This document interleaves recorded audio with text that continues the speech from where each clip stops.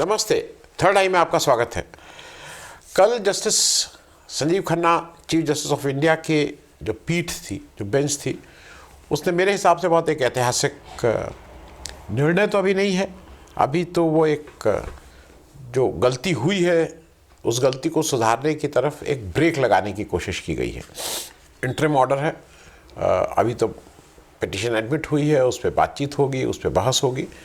लेकिन कल जस्टिस खन्ना की खंडपीठ में 3 जज थे। सीजेआई साहब खुद, जस्टिस संजीव खन्ना, जस्टिस संजय कुमार साहब और जस्टिस केवी विश्वनाथन साहब। इन लोगों ने मतलब बहुत दिनों बाद एक बहुत क्लियर ऑर्डर दिया। पिटीशन आई थी जिसमें दोनों पक्ष पिटीशन थी। कुछ लोगों का ये मानना और कहना है कि प्लेसेस ऑफ वर्शिप एक्ट 1991 को खारिज करना चाहिए। कुछ लोगों का ये कहना है कि प्लेसेस ऑफ वर्शिप एक्ट 1991 को बिल्कुल मूल भावनाओं के साथ, पूरी दमखम के साथ इम्प्लीमेंट करना चाहिए और इसमें कोई रद्दोबदल नहीं होनी चाहिए। इन दोनों पक्षों की पिटीशन सुनते हुए इस पीठ ने एक बहुत क्लियर ऑर्डर दिया। पहला, उन्होंने कहा कि स्टॉप ऑल सर्वेस। ये जो एक बाढ़ आ गई है कि हर मस्जिद के नीचे मंदिर ढूंढा जा रहा है और इस तरह से लेके सर्वे कराया जा रहा है, स्टॉप, सारे सर्वे को तुरंत बंद करिए, तुरंत प्रभाव से। दूसरा, उन्होंने कहा कोई नया फ्रेश ऑर्डर नहीं होगा।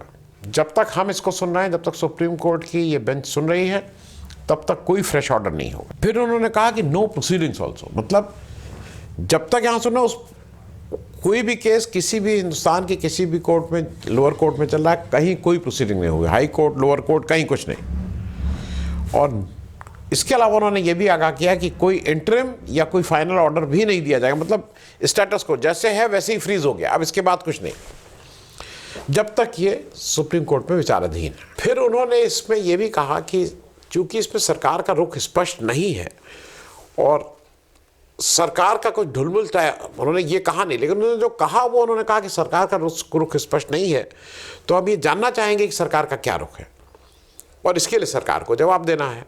जवाब वैसे जनरली कम टाइम, लेकिन उन्होंने कहा कि जिससे सरकार, मुझे ऐसा लगता है कि 4 हफ्ते का समय दिया गया है। 4 हफ्ते का समय मतलब सोच समझ के, राय मशवरा करके, ये करके सरकार को अपनी बात कहनी होगी। यहाँ वो गोल गोल जितना घुमाए, लेकिन वो जैसे संजीव खन्ना या इसमें से कोई उस जलेबी में फंसने वाला नहीं है। इसमें थोड़ा कुछ एंगल ये हैं कि ये अब अगली तारीख पड़ी है, इस केस की अगली तारीख 17 फरवरी 2025 है।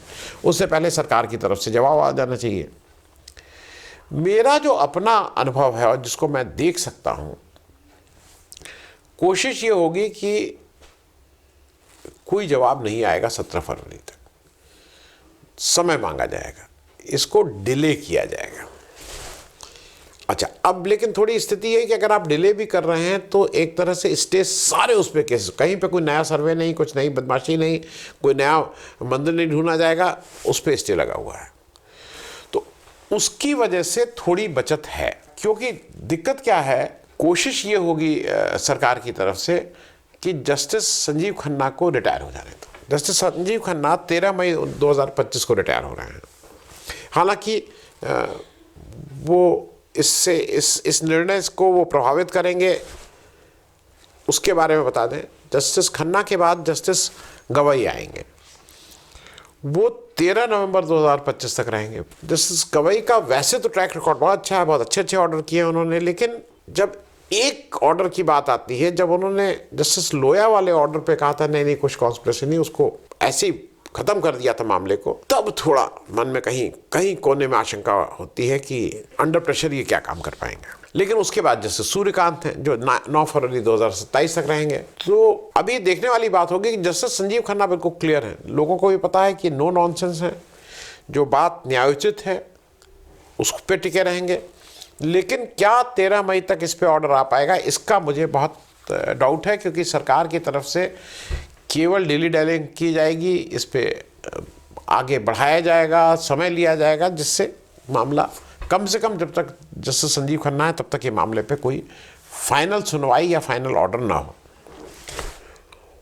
चूँकि यहाँ जस्टिस लोगों की बात कर रहे हैं तो एक व्यक्ति का बात करना और के बारे में बात करना और भी ज़रूरी है। उनका नाम है justice retired chief justice of India Chandrachud साहब। ये नाम इसलिए क्योंकि हम सब लोग शुरू में बहकावे में आ गए थे, हम लोगों को लगा था बड़े चीफ जस्टिस ऑफ इंडिया आए हैं, ऐसा कर देंगे कि बिल्कुल देश की न्यायपालिका को गर्व होगा। लेकिन ये याद दिला दें, ये वही जस्टिस चंद्रचूड़ साहब हैं जिन्होंने प्लेसेस ऑफ वर्शिप 1991 रहते हुए ज्ञानव्यापी मस्जिद के सर्वे की परमिशन दी थी। आज इंडियन एक्सप्रेस में एक बड़ी स्टोरी भी है, अगर कोई चाहे तो उसको डिटेल में पढ़ सकता है, जहाँ पे उन्होंने बिल्कुल साफ ये लिखा है कि भाई ये जो मतलब उन्होंने ऑब्जर्वेशन किया था जब ये 2022 में इसको सुन रहे थे कि सर्वे 1991 के एक्ट का वायलेशन नहीं करता है, और ठीक 4 महीने बाद इसी ऑब्जर्वेशन का सहारा लेके इसी के बहाने बनारस की एक लोअर कोर्ट ने इसी को बहाना बना के, इसी को बेसिस बना के वो सर्वे का ऑर्डर दे दिया था। परिणाम क्या हुआ उसका?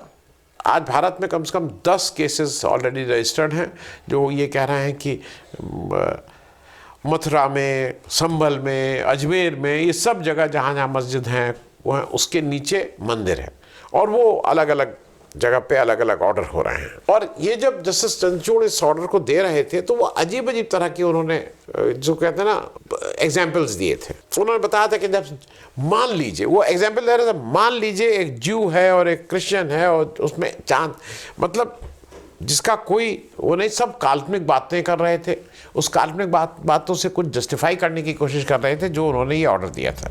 मुझे ऐसा लगता है कि जस्टिस खन्ना वो जो नुकसान हुआ है जस्टिस चंद्रचूड़ की उस ऑब्जर्वेशन, उस ऑर्डर से, उसको ठीक करने की कोशिश कर रहे हैं, क्योंकि उनकी पूरी यह है कि भाई किसी तरह से जो इस देश का संविधान है उस संविधान तो लागू करो ना। क्योंकि जस्टिस संजीव खन्ना को पता है कि आज न्यायपालिका में शेखर यादव जी जैसे लोग भी घुस गए हैं, उस तरह के व्यक्ति लोग घुस गए हैं जो वीएचपी के मंच पे जाके सिटिंग हाई कोर्ट जज ये बता रहा है कि मुल्ले और क्या क्या ये सब बातें कर रहा है, हमारा धर्म आपका धर्म, आपके बच्चे जो हैं वो मतलब पशु का वध होते हुए देखते हैं तो ज़्यादा क्रूर हैं, हमारे बच्चे ज़्यादा सहिष्णु हैं, अजीब अजीब तरह की लॉजिक दे रहे हैं। तो ये लोग वहाँ घुस गए हैं, लेकिन इनको रोकेंगे कैसे, ये थोड़ा देखने वाली बात होगी। देखिए सेक्शन 4/2 या विद इन ब्रैकेट 2 1991 का एक्ट बिल्कुल साफ है, वो उसमें लिखा है मैं किन किन कारणों से और कैसे कैसे 15 अगस्त 1947 के बाद किसी भी रिलीजियस प्लेस के सर्वे या कुछ इस तरह का उसका कैरेक्टर चेंज नहीं हो सकता। अगर मस्जिद है मस्जिद है रहेगी, मंदिर है मंदिर रहेगा, गिरजाघर है गिरजाघर रहेगा, जो है वही रहेगा, उसके आप मूल कैरेक्टर को चेंज नहीं कर सकते हैं। जो हमारे चंद्रचूड़ साहब ने ऑर्डर दिया और उसके बाद जो काशी विश्वनाथ मंदिर के बगल में जो ज्ञानव्यापी मस्जिद है उसके सर्वे का जो ऑर्डर हुआ था वो इस 1991 एक्ट के कानून की मूल भावना का उल्लंघन करता है, इसमें कहीं कोई दो राय नहीं है। एक और चीज इंटरेस्टिंग है, चंद्रचूड़ साहब का 2022 का ये जो ऑब्जर्वेशन था उससे पहले राम जन्मभूमि बाबरी मस्जिद का केस सेटल हो चुका था, 5 जज की कॉन्स्टिट्यूशनल बेंच ने उसका ऑर्डर दे दिया था। उस जजमेंट में भी मैं याद जो राम जन्मभूमि बाबरी मस्जिद वाला जजमेंट था जिसमें फिर न्यास बना और ये मंदिर बना, उस जजमेंट में 1991 के एक्ट को बेसिक स्ट्रक्चर ऑफ कॉन्स्टिट्यूशन कहा गया था, वहाँ बोला गया था कि it is a basic structure of constitution, क्योंकि 1991 का जो एक्ट है उसमें संसद ने कई बातों का, जब संसद उसको पास कर रही थी उसमें कई बातों का ध्यान रखा गया था। उसमें एक तो ये था कि 15 अगस्त 1947 को जो सार्वजनिक धार्मिक स्थल हैं उनका स्वरूप नहीं बदलेगा, इसकी गारंटी दी गई थी हर उस आवाम को जो किसी भी धर्म की प्रैक्टिस करता हो कि आपके सार्वजनिक जो पूजा स्थल हैं उसको नहीं बदला जाएगा, ये गारंटी थी। दूसरा ये था कि 15 अगस्त 1947 के बाद धार्मिक स्थलों का कन्वर्जन नहीं होगा, मतलब वो मंदिर है तो मस्जिद नहीं बनेगा, मस्जिद है तो मंदिर नहीं बनेगा, जैसा है 15 अगस्त 1947 में वैसा ही रहेगा। ये साफ साफ उस एक्ट में है। ये भी है कि ये जो कानून है ये हर राज्य के ऊपर और प्रत्येक नागरिक के ऊपर लागू होगा, ये नहीं कि वो सेट ऑफ पीपल, सबके ऊपर लागू होगा। और ये भी इम्पॉर्टेंट है कि राम जन्मभूमि बाबरी मस्जिद वाला जो जजमेंट आया था सुप्रीम कोर्ट में, उसमें पूरा जो एक पैरा वो मैं कोशिश करूंगा कि उसको भी लगा दूं। उसका पूरा पैरा इस बात का ध्यान में रखकर उन्होंने जब भी वो जजमेंट लिखाया है राम जन्मभूमि बाबरी मस्जिद विवाद का, तो उसमें 1991 के वर्शिप एक्ट को ठीक से ध्यान में रखा गया है। और ये बात जस्टिस विश्वनाथन ने भी कही। उन्होंने कहा कि जो civil court cannot run a race with supreme court, कि सुप्रीम कोर्ट ने कह दिया आप उन्हीं से दौड़ नहीं लगा सकते हैं, वो उसका सुपीरियर कोर्ट है, वो बराबर का कोर्ट नहीं है। तो सुप्रीम कोर्ट के उससे जो लोअर कोर्ट है या सिविल कोर्ट है और जो डिस्ट्रिक्ट कोर्ट है, वो ये काम नहीं कर सकते हैं। जब कॉन्स्टिट्यूशनल बेंच सुप्रीम कोर्ट ने अपना निर्णय सुना दिया है तो आप उससे के आगे का कोई वो बात नहीं कर सकते। क्योंकि एक चीज़ समझ लीजिए, 1991 का act, places of worship act कब आया? 1991 में आया। कौन लाया? नरसिम्हा राव सरकार लाई। क्यों लाई? क्योंकि उस समय देश में राम जन्मभूमि विवाद पूरी पराकाष्ठा पे था। बीजेपी पूरी तरह से इसमें लगी हुई थी, सड़क पे उतरी हुई थी। और उस समय ऐसा लग रहा था कि जो राम जन्मभूमि बाबरी मस्जिद विवाद है ये ज़्यादा बड़ा स्वरूप लेता जा रहा है। तो उसमें ये 1991 का एक्ट पार्लियामेंट ने पास किया विथ वन एक्सेप्शन, कि इसमें केवल एक बार का एक्सेप्शन राम जन्मभूमि बाबरी मस्जिद विवाद है, बाकी कोई विवाद इस देश में नहीं होगा। जिसकी जहाँ पे धार्मिक स्थल है वो वैसे ही रहेगा।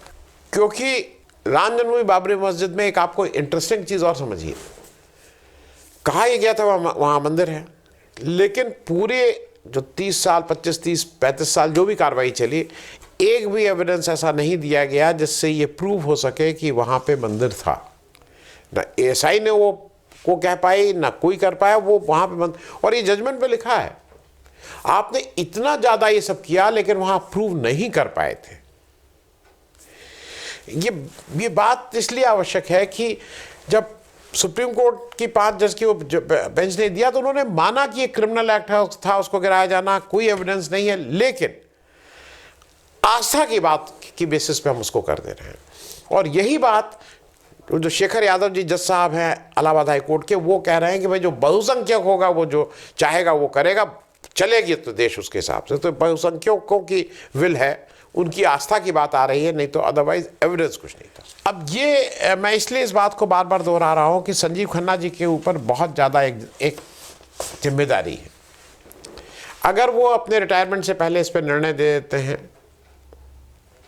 देखने वाली बात होगी। क्योंकि मेरे हिसाब से निर्णय तो एक ही है कि जो एक कानून है, जो एक संविधान सम्मत कानून है, उसका पालन हो, प्लेसेस ऑफ वर्शिप एक्ट 1991 का पालन हो।